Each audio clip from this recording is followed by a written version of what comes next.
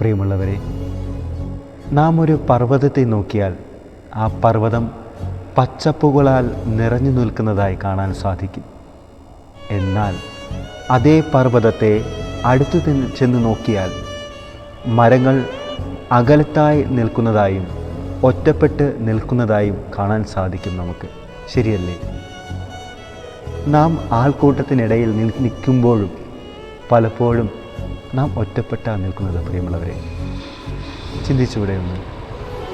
അപ്പോൾ നിങ്ങൾ വിചാരിക്കും, നാം ആൾക്കൂട്ടത്തിനിടയിൽ ഒറ്റപ്പെട്ട് നിൽക്കാതെ മറ്റുള്ളവരുമായി സൗഹൃദം സ്ഥാപിച്ച് നല്ലൊരു ജീവിതം നയിക്കണമെന്ന്. പക്ഷേ എൻ്റെ അഭിപ്രായത്തിൽ അതൊക്കെ നല്ലതാ, അങ്ങനെ ചെയ്യരുത് എന്നല്ല, നല്ലതാ. പക്ഷേ ചിലപ്പോഴൊക്കെ ഒറ്റപ്പെട്ട് നിൽക്കാൻ പഠിക്കണം പ്രിയമുള്ളവരെ. കാരണം പിന്നീട് എങ്ങാനും നാം ഒറ്റപ്പെടുകയാണെങ്കിൽ ആ വേദന അസഹനീയമായി മാറും.